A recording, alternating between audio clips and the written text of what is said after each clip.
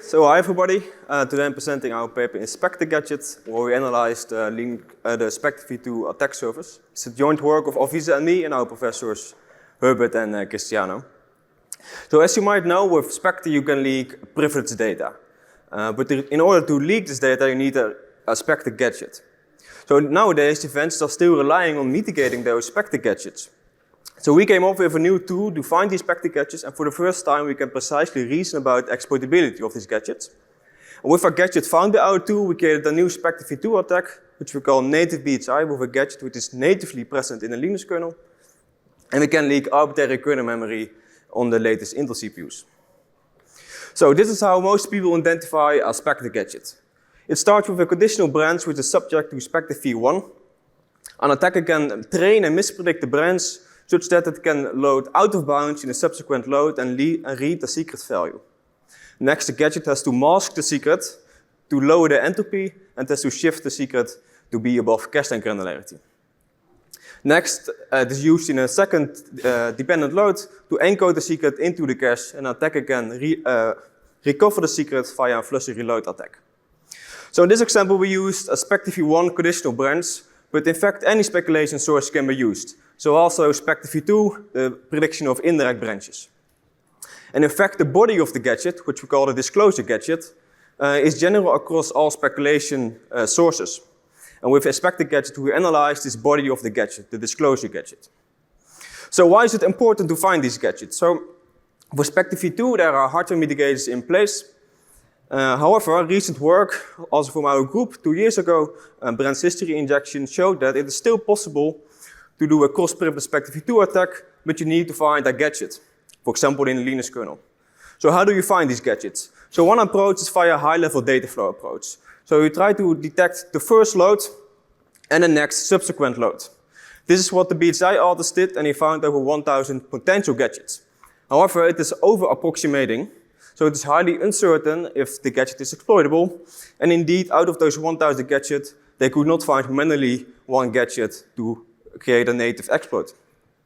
Another approach is do it more pattern-based.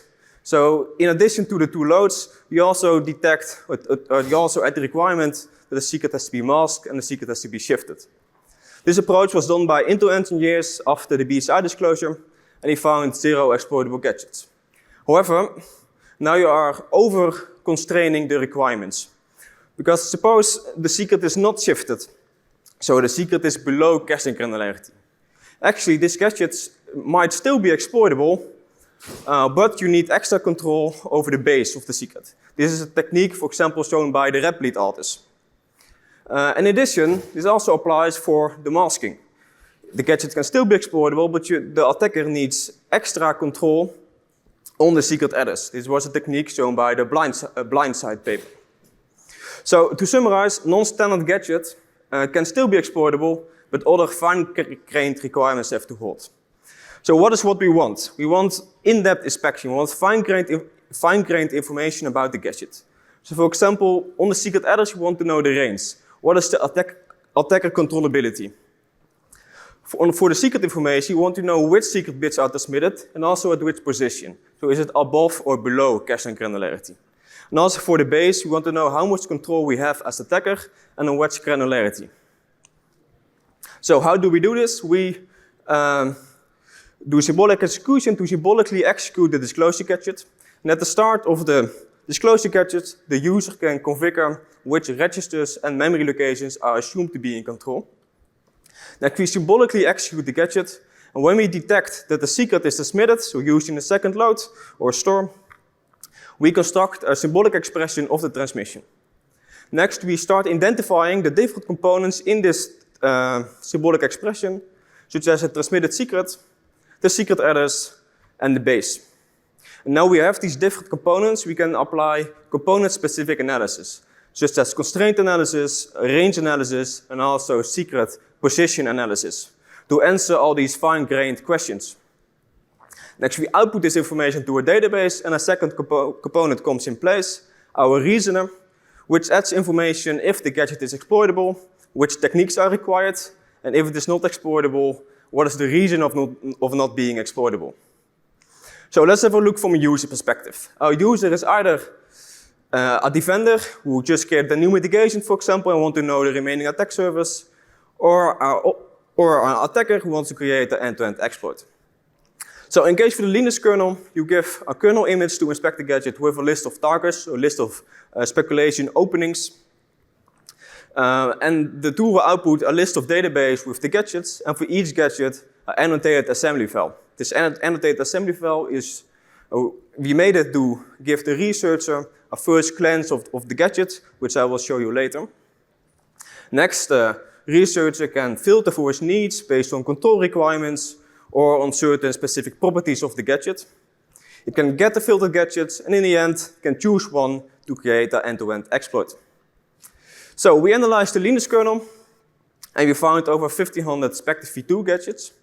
And with one of these gadgets, we created the native BHI end-to-end exploit on the Linux kernel, where we bypass all deployed mitigations on latest Intel CPUs, and we can leak arbitrary kernel memory.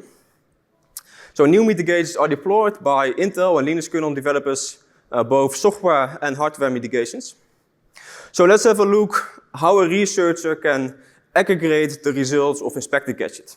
So let's assume we just analyzed the Linux kernel, and our tool outputted the database gadgets.db. So we can create a query to search for exploitable gadgets.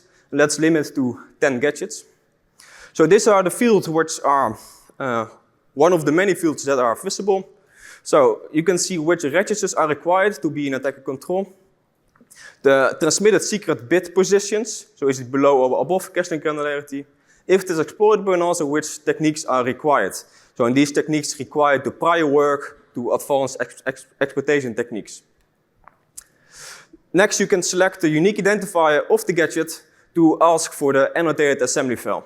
So as said, this annotated assembly file is made to guide the researcher, so you don't have to understand every line by line. But the first comment, you can see that the attacker-controlled register ADI is used to load a second attacker-controlled value. Next, a bit further in the load chain, a secret value is loaded with attacker-controlled value as address. And next, the secret value is used in a transmission, so in the second dependent load. This 32-bit secret value and is also multiplied by 8 with an attacker-controlled value as a base. So below this assembly instruction, we output key information about the gadget to give the researcher a first glance of the gadget.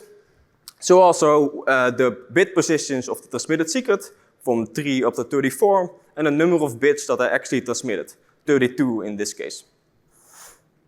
So as said, we actually use this gadget to create a native BHI end-to-end exploit, and to show the exploit, we leak the etc shadow file. So let's first go over the high over steps. So as a first step, we break KSLR to further ease the exploitation. Next, we do some BSI specific setup phase, so we try to mispredict our indirect branch to our gadget. Next, when we can actually leak bytes, we want to find the etc shadow file in memory, so we're searching for the root double column prefix while sweeping the memory. And next, when we found the prefix, we actually leak the hash. So let's have a look. So we are running on a 13th gen Intel CPU with all mitigations enabled available at that time. Let's start the exploit. So KSLR is already broken by this time, and now we are in the BHI setup phase. So now we are trying to mispredict our indirect branch to our native gadget in the Linux kernel. We successfully leaked some bytes, and now we are sweeping the memory to find the root double column prefix.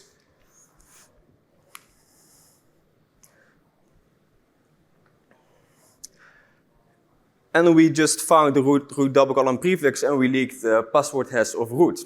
And it took 47 seconds. So to conclude, we created a new tool, InSpectre Gadget, and we can do exploitability analysis of Spectre gadgets. We came up with a new attack, native BHI, where we can leak arbitrary kernel memory on latest Intel CPUs. And our paper and our code is available on our website. So thanks for your time, and I'm happy to answer questions.